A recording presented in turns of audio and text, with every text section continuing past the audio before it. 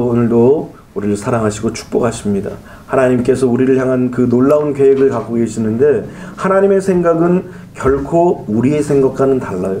우리는 생각할 때 재앙 같고 고난이 심할 때 이것이 우리에게 재난 같지만 그러나 하나님은 우리를 향하여서 미래를 갖고 계시고 희망을 주시고 그리고 급기야는 우리의 삶 속에 평안을 주시는 좋으신 하나님이심을 믿으시기를 주님의 이름으로 축원합니다. 그래서 그 좋으신 하나님을 찬양하며 경배하며 주님의 이름을 높이는 거룩한 주의 백성들이 되시기를 주님의 이름으로 축원합니다. 사실 하나님의 백성들, 이스라엘 백성들은 하나님께 택함을 받고 그래서 너무나 큰 축복과 은혜를 입었습니다. 그럼에도 불구하고 이스라엘은 BC 722년도에 아수르의 멸망이 되고 또 바벨론은 606년부터 포로로 잡혀가기 시작하여서 BC 586년도에 드디어 망하고 마는 거예요. 그래서 지구상에 이스라엘이라는 유다라는 그런 나라는 그 시대에 그 시기에 사실을 존재를 감추고 말았던 것입니다. 그 이유는 세 가지가 있었습니다. 첫 번째로 하나님 보시기에 악을 행했던 것입니다. 정치적으로나 경제적으로나 사회적으로나 이 유다 사회, 이스라엘 사회가 너무나 악하여서 악을 행했던 그런 모습이 너무나 팽배했던 것입니다. 그래서 아모스 선지자는 공법을 물같이 정의를 하수같이 흐릴지어다라고 선포하시면서 그 땅에 공법도 없고 정의도 없고 또 의로움이 없는 모습을 한탄합니다. 또 호세아서는 하나님께서 인애를 원하시고 번제를 제사를 원치 않으신다고 이야기할 정도로 하나님 앞에서 자비함이 없는 무자비한 삶을 살아갔던 것입니다. 그러니까 정의도 사라지고 인애도 사라지고 자비도 사라지고 사랑과 긍휼도 다 사라진 나라가 바로 이스라엘이었고 또 유다의 모습이었던 것입니다. 또 두 번째는 하나님의 말씀을 들음에도 불구하고 결코 돌아서지 않았더라는 거예요. 하나님의 은혜가 무엇이냐면 하나님의 말씀이 들려지는 거예요. 여러분, 그래서 요한계시록에서도 끊임없이 우리에게 말씀하시는 것이 귀 있는 자는 성령이 교회들에게 하시는 말씀을 들을지어다 그랬어요. 하나님의 말씀을 듣는 것, 하나님의 말씀이 그래서 들리는 것, 그래서 하나님의 말씀이 들려서 우리의 삶 속에 삶을 실행하는 것, 실천하는 것, 이것은 놀라운 축복이고 놀라운 은혜였던 것입니다. 그런데 이스라엘 백성들을 사랑하셔서 하나님께서 끊임없이 말씀하심에도 불구하고 그들은 들으려고 하지도 않고 돌이키려고 하지도 않았던 것입니다. 사실 솔로몬이 성전을 짓고 나서 하나님 앞에 기도할 때 하나님 혹여라도 하나님의 백성이 혹여라도 하나님을 떠나고 하나님을 떠남으로 말미암아 재앙을 받고 대적의 외적의 침입을 받아서 고통을 당하며 유리하고 방황할지라도 이전에서 하나님 앞에 기도하고 손을 높이 들고 하나님 앞에 간구하면 하나님이 우리의 모든 죄 허물들을 다 씻어 주옵소서. 그렇게 간구하며 기도하였습니다. 그러자 역대하 7장 14절에 하나님께서 내 이름으로 일컫는 내 백성이 그 악한 길에서 떠나 스스로 낮아지고 그리고 기도하여서 내 얼굴을 구하면 내가 그들의 기도를 듣고 그리고 그 땅을 고칠 것이라고 하나님께서 약속을 하셨던 것입니다. 얼마나 큰 축복이에요. 그러니까 한마디로 얘기하면 돌이켜서 돌아오면 하나님께서 들어주시고 또 기도를 응답하시고 모든 것들을, 모든 환경을, 모든 상황을 바꿔주신다는 거예요. 그런데 이스라엘 백성들이 돌아오지 않았더라는 것입니다. 세 번째는 성전을 더럽혔다라는 거예요. 여러분, 하나님이 임재하고 계신 성전을 더럽혔다라는 것은 거룩하신 하나님을 모욕한 것이에요. 오늘 우리도 마찬가지예요. 우리는 성전이라고 얘기합니다. 그래서 우리 안에 성령님이 계시고 예수님이 함께 하시는 놀라운 은혜가 우리에게 임하는 것입니다. 그래서 우리 자체도 곧 성전이에요.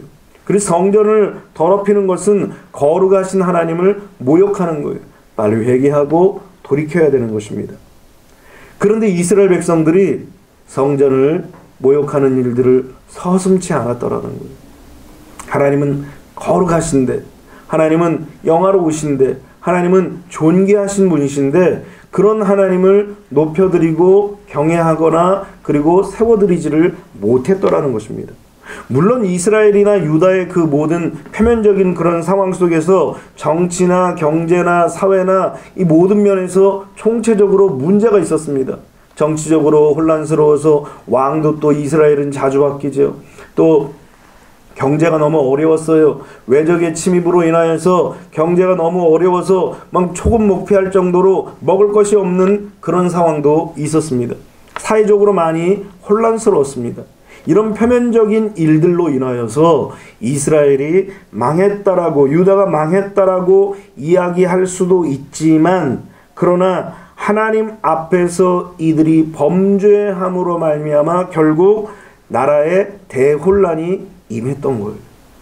한 나라나 개인이나 하나님 앞에서 범죄하고 하나님을 떠나서 돌이켜서 돌아오지 않는다면 결국 이렇게 어려움과 시련과 역경과 고난 속에서 그리고 파멸되고 마는 것입니다. 우리 삶에도 수많은 표면적인 문제들이 있습니다. 경제적인 문제도 있고, 삶의 문제도 있고, 관계적인 문제도 있고, 먹고 사는 문제도 있습니다. 그러나 이런 표면적인 문제가 문제가 아니라는 거예요. 중요한 것은 우리의 내면인 거예요. 우리의 내면 속에서 하나님 앞에 내가 어떤 모습으로 서 있는가, 하나님 앞에서 내가 어떤 자세로 지금 살아가고 있는가, 나의 신앙의 모습은 어떤 모습으로 하나님 앞에 비춰지고 있는가, 이런 모습들을 우리는 다시 한번 끊임없이 우리의 내면을 돌아봐야 한다는 것입니다. 예레미야 2장 19절에 보면 내 악이 너를 징계하였고 내 반역이 너를 책망할 것이라. 그런즉 내 하나님 여호와를 버림과 내 속에 나를 경외함이 없는 것이 악이요 고통인 줄 알라. 주 만군의 여호와의 말씀이니라 그랬어요.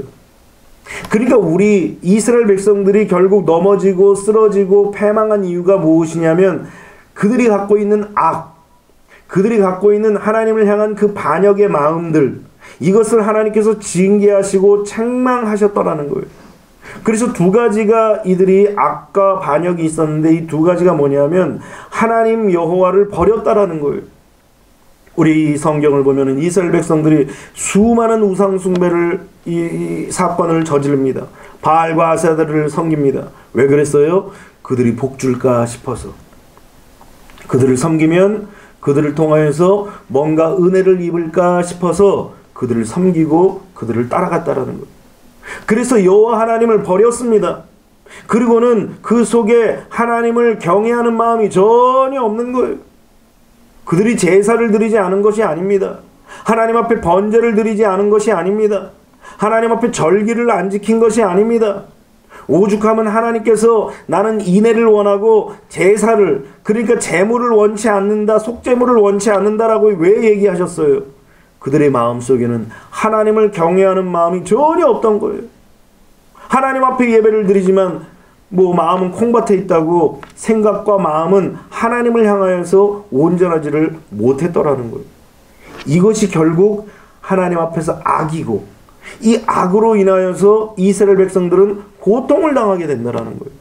그래서 항상 하나님께서는 우리의 내면의 모습을 항상 보시는 것입니다. 그래서 이런 삶 속에서 우리가 회복되기 위해서는 반드시 하나님 앞에 돌아와야 되는 거예요. 아까 말씀드린 대로 역대하 7장 14절에 내 이름으로 일컫는 내 백성이 그들의 악한 길에서 떠나 스스로 낮추고 기도하여 내 얼굴을 찾으면, 이게 지금 순서예요. 우리가 하나님 앞에 돌아오는 순서 뭐냐? 먼저 악한 길에서 떠나야 돼요. 하나님은 거룩한 하나님이시기 때문에 악한 그런 우리의 모습이 하나님과 연합될 수가 없어요. 그래서 하나님께 돌아오기 위해서는 반드시 악한 길에서 떠나야 돼요. 내가 삶을 통하여서 인생을 살아가면서 걸어오면서 또 행하면서 또 저질렀던 그 모든 악한 길에서 떠나야 돼요. 그리고 스스로 낮춰야 돼요. 사실은 왜 악한 길에 접어들어가냐 하면은 내가 뭔가 대단하다라고 생각을 하는 순간 악한 길에 접어드는 거예요. 내가 연약하고 부족하고 모자라고 하나님의 도우심이 없으면 살 수 없다라는 생각을 가지면 악한 길로 사실 빠지질 않습니다. 그런데 내 힘으로 뭔가 살 수 있다는 생각이 들어오는 순간, 그게 누구든지, 성도든지 주의 종이든지 어떤 사람이든지 그런 마음이 들어오는 순간 우리는 악한 길에 빠지게 되는 거예요. 그래서 악한 길을 돌이키고 악한 길을 버리고 그리고 스스로 자신을 낮추고 그리고 하나님 앞에 기도하는 거예요. 하나님 앞에 기도하면서 뭘 기도하냐면 그냥 뭐 달라고 기도하는 것이 아니라 하나님의 얼굴을 구하는 기도를 드리는 거예요. 하나님과 호흡하고 하나님과 동행하고 하나님께 간구한데 우리가 하나님의 얼굴, 하나님이 이제 돌려버리셨잖아요, 얼굴을. 그래서 우리가 이 악한 상황에 지금 빠지고 말았습니다. 그런데 하나님 앞에 기도하면서 하나님의 얼굴을 구하는 거예요. 하나님이 다시 나를 보시도록, 하나님의 빛이 나를 다시 비추도록, 하나님의 은혜가 나에게 다시 임하도록 하나님 앞에 간구하는 것입니다. 그러면 하늘에서 하나님께서 들으신다라는 거예요. 먼저 하나님께서 우리의 간구와 우리의 기도를 들으십니다.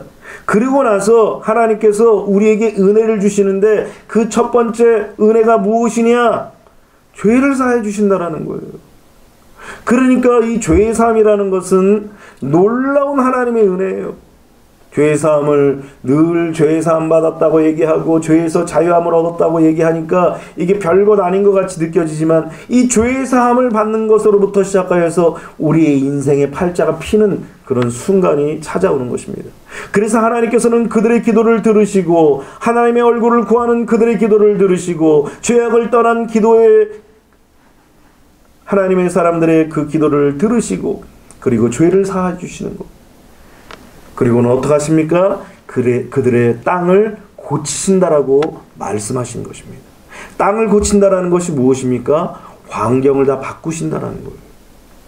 우리의 삶의 터전을 다 바꾸신다라는 거예요. 지금 악해져 버린 상황, 황폐되어 버린 그 상황들을 하나님께서 송두리째 다 바꾸신다라는 거예요. 이게 얼마나 큰 은혜입니까? 그러니까 우리가 회복되어지기 위해서는 반드시 하나님 앞에 돌아와야 한다라는 것입니다.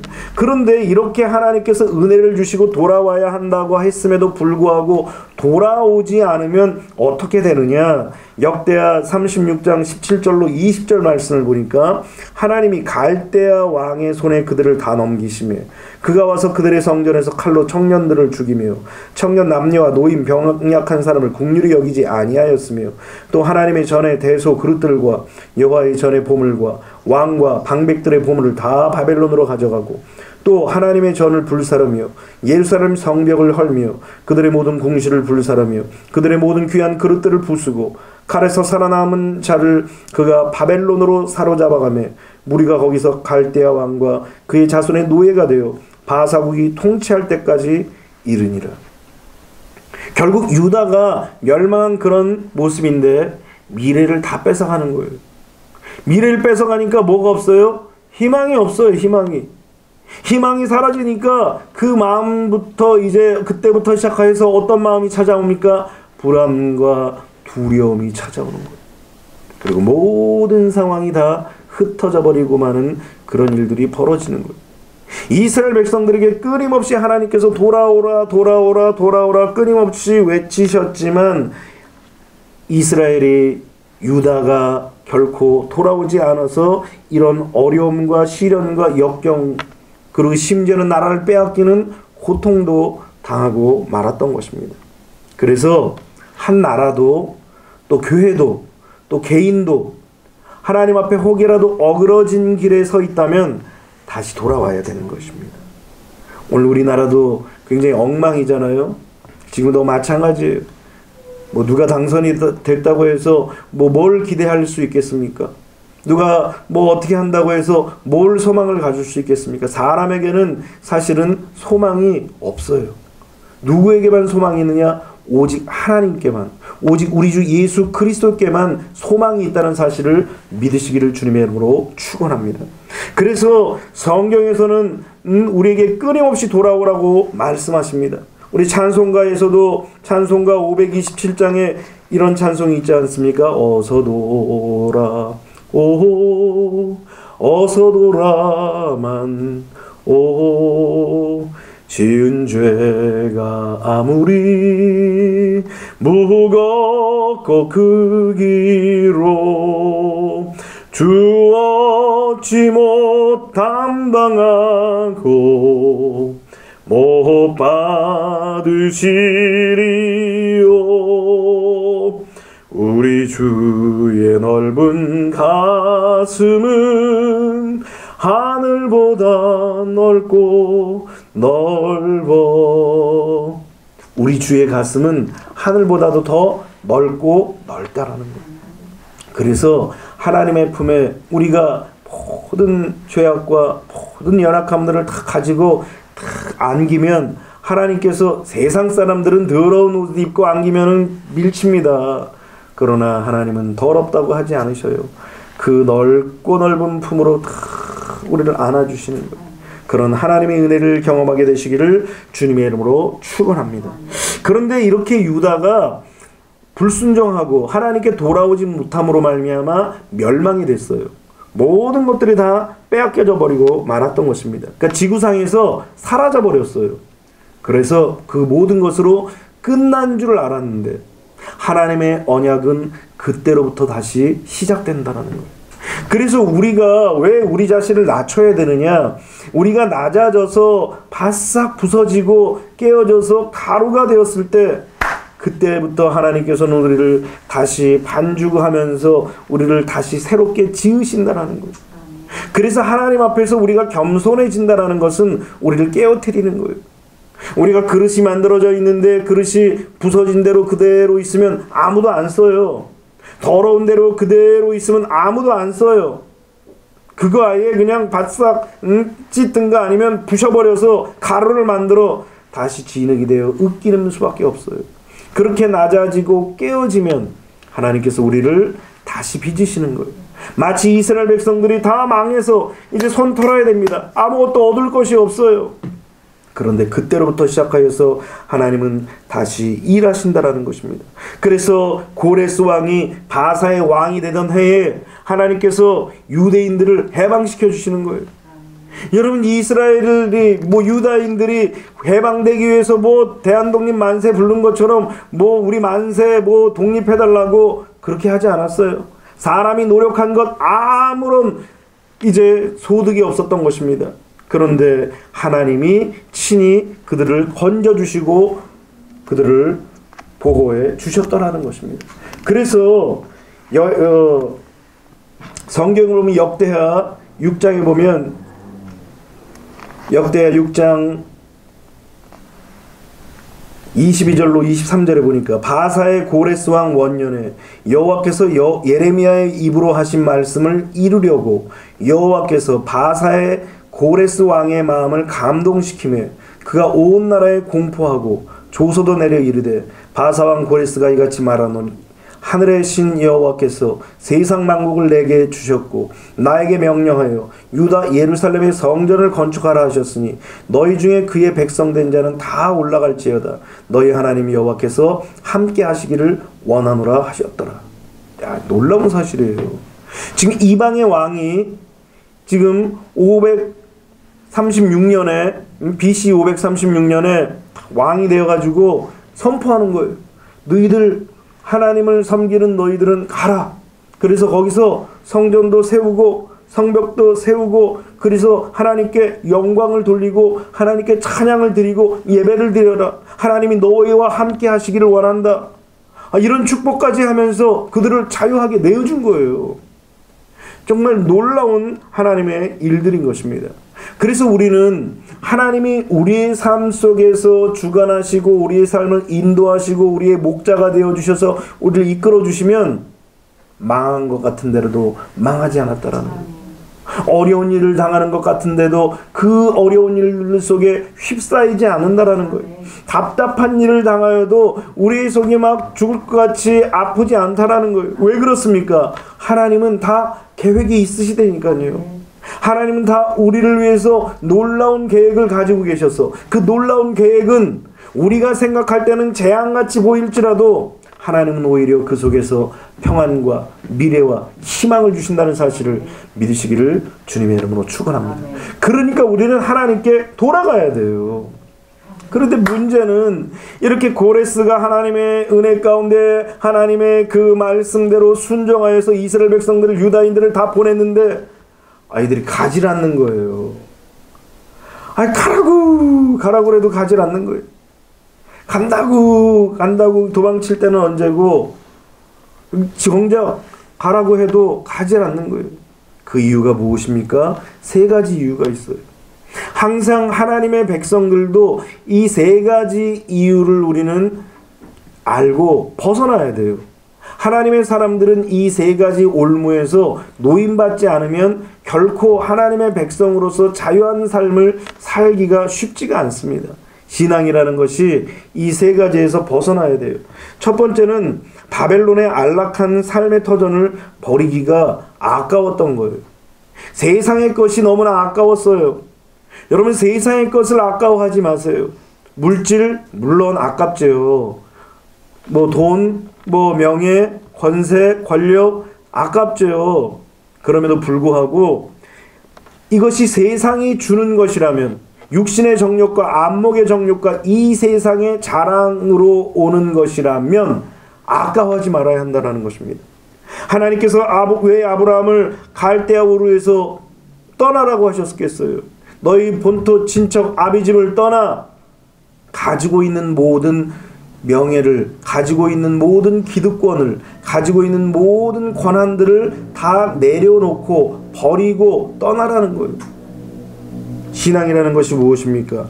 세속에 물들어서 안락하게 만드는, 우리를 연약하게 하고 우리를 나약하게 하고 우리의 발목을 잡고 있는 것들에서 떠나는 것, 거기서부터 신앙이 시작되는 거예요.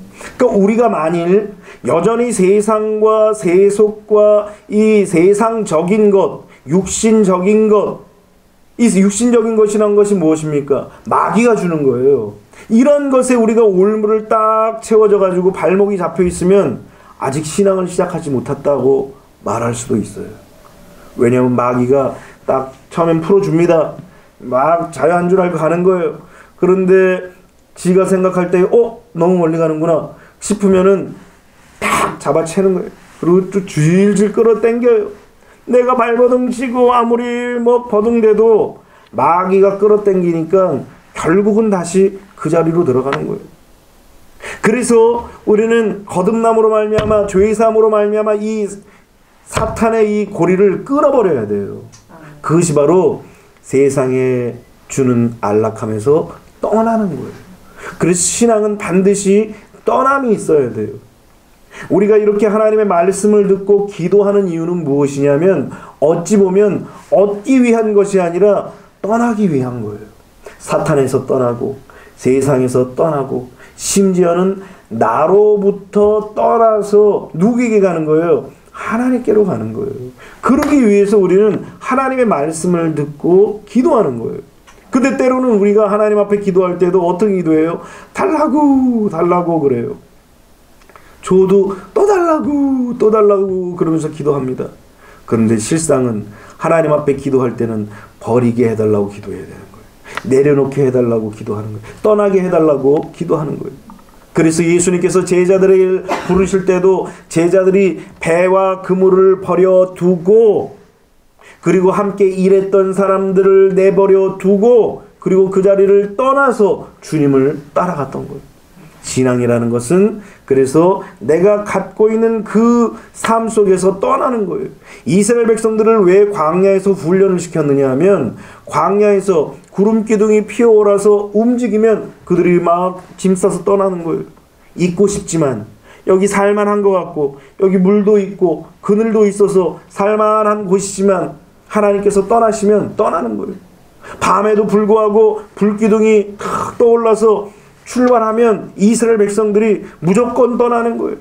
아무리 척박해도 불기둥과 구름기둥이 움직이지 않으면 그 자리에 머물러 있는 거예요.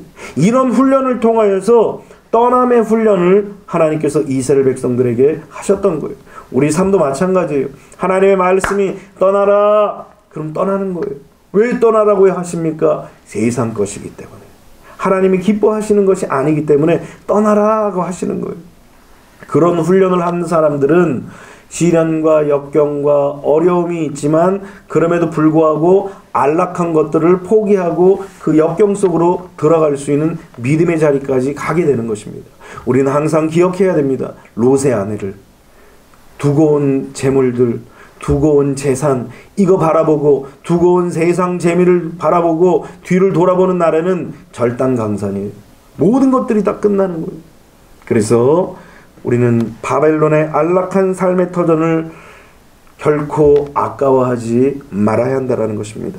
두 번째는 예루살렘의 황폐로 환경이 나빠졌기 때문이라는 것입니다. 여러분 70년 동안 그 땅을 비워두니까 얼마나 황폐해졌겠어요. 땅도 너무 오래 두면 황폐해져요. 집안도 마찬가지입니다. 그냥 사람이 안 쓰고 가만두면 뭐 깨끗해질 줄 알았는데 가만두면 다 망가져요. 가구들도 자동차도 쓰지도 않고 가만히 세워두면은 어떻게 뭐 새 거 같겠죠? 고장나는 거예요. 시동도 걸어주고 움직이기도 해주고 뭐 그러면서 기름칠도 해주면 그래야지 오래 가는 거지. 그냥 세워두면은 결코 망가지는 거예요. 모든 것이 다 그래요. 땅도 마찬가지입니다. 그냥 두니까 거기에 가시덤불이 생기고 돌짝밭이 되고 길가와 같이 되고 막 짐승들이 우글거리는 그런 황폐한 곳으로 바뀌어버린 거예요. 느헤미야가 예루살렘 소식이 너무나 궁금해가지고 예루살렘을 다녀온 사람에게 물어봤습니다. 예루살렘이 어떻냐?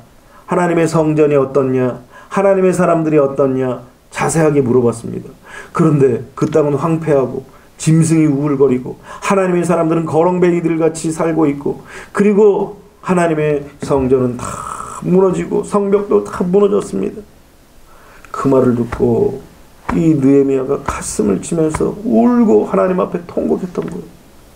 그러니까 이 땅을 이 예루살렘이 그냥 둠으로 말미암아 황폐되어져 있던 거예요. 반면에 바벨론은 어떻게 했어요? 70년 동안 살았으니까 열심히 이제 살았겠죠. 본래 유대인들이 부지런하니까 열심히 산 거예요. 그러다 보니까 다른 민족과는 다르게 땅도 소유하기도 하고 어떤 사람은 집도 사고 어떤 사람은 밭도 사고 어떤 사람은 명예와 또 이제 권력을 얻기도 합니다. 그런데 떠나라 그러니까 이게 웬 황당한 소리예요. 살만하니까 떠나래요. 살만하니까 뭐 정전 지으러 가라는 거예요. 그러니까 사람들이 떠나지 못하고 주저주저 하는 거예요. 신앙이라는 것은 싸우는 거예요. 아까 신앙이라는 것이 떠나는 것이라고 그러는데 결국 떠나기 위해서 뭘 해야 돼요? 싸워야 돼요. 뭘 싸우느냐? 보이는 것과 보이지 않는 것, 순간적인 것과 영원한 것, 이걸 가지고 싸우는 거예요.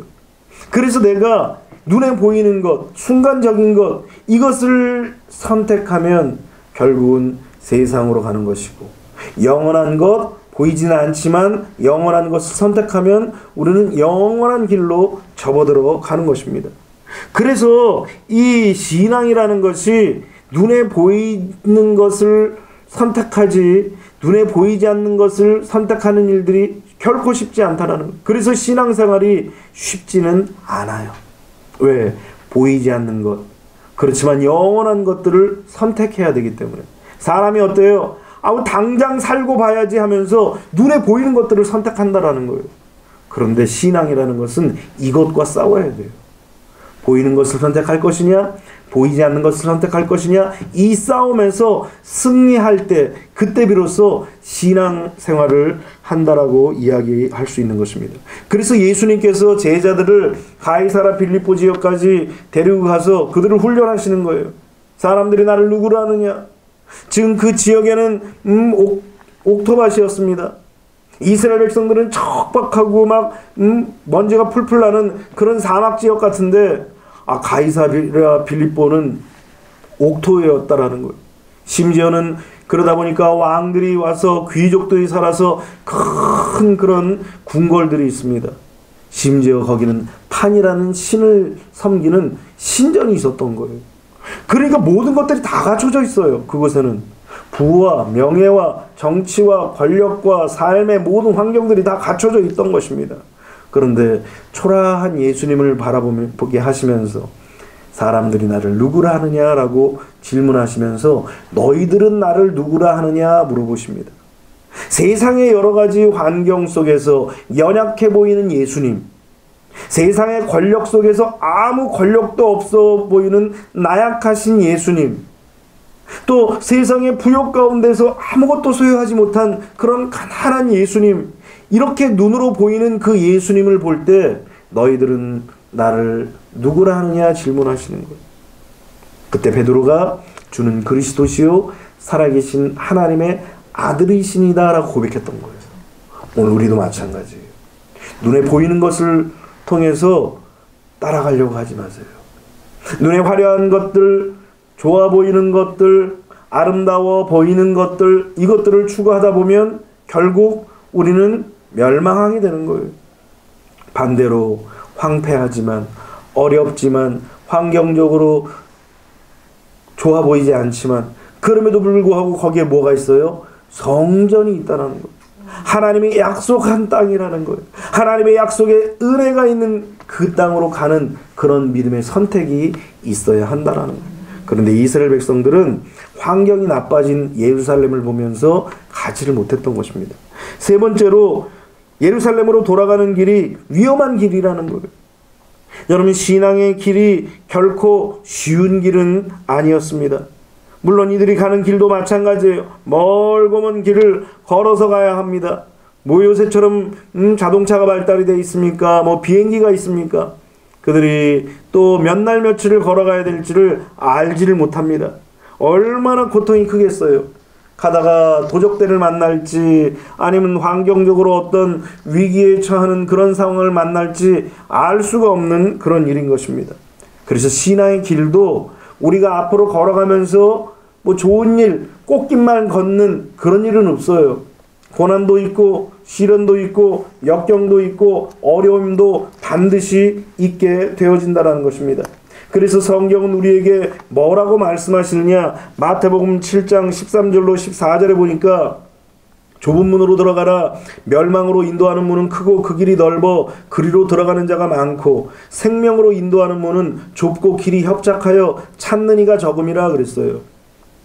아유, 생각해 보십시오. 좁은 문으로 들어가고 좁은 길로 걸어가는 것, 이거 너무나 큰 어려움이고 너무나 큰 환난입니다. 그러나 믿음의 길은 비록 좁은 문이고 좁은 길이지만 그 문을 선택하고 그 길을 선택하여 걸어간다면 그곳에서 하나님이 함께 하시고 하나님이 돌봐주시고 하나님이 인도하신다는 사실을 꼭 기억하시기를 주님의 이름으로 축원합니다. 그래서 좁은 문으로 들어갔지만 좁은 길을 걸어가지만 그 도착 지점은 뭐가 있어요? 생명이 있다는 거예요. 오늘 여러분들이 그 좁은 문을 선택하시기를 주님의 이름으로 축원합니다. 그것이 하나님의 백성들의 축복된 삶이라는 것입니다. 그래서 우리가 어느 길을 선택할 것인지, 무엇을 바라볼 것인지, 이것은 굉장히 중요한 신앙 속에서의 문제예요.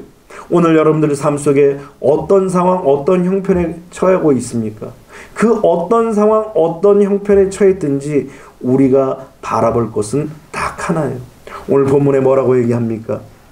그러므로 너희가 그리스도와 함께 다시 살리심을 받았으면 위의 것을 찾으라. 거기는 그리스도께서 하나님 우편에 앉아 계시느니라. 위의 것을 생각하고 땅의 것을 생각하지 말라. 자, 오늘 우리 하나님께서 답을 주셔요. 질문도 하시지만 답을 주시면서 질문을 하시는 거예요. 무엇을 바라볼 거냐? 무엇을 따라갈 거냐?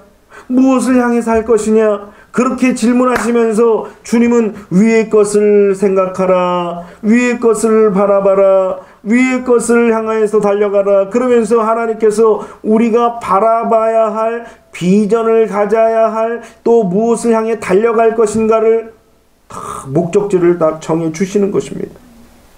그러므로 우리 삶 속에 수많은 어려움과 시련과 역경이 오더라도 좌절과 절망과 또 고통스러운 일들이 다가올지라도 오늘 하나님이 우리에게 주신 그 말씀대로 위의 것을 바라보면서 승리하는 거룩한 주의 백성들이 되시기를 주님의 이름으로 축원합니다. 이스라엘 백성들은 실패했을지라도 이스라엘 백성들은 주저주저하고 다 가지 못했을지라도 오늘 우리는 하나님의 약속의 말씀을 다 붙잡고 위의 것을 바라보면서 끝까지 승리하고 전진하는 거룩한 주의 백성들이 되시기를 주님의 이름으로 축원합니다. 기도하겠습니다.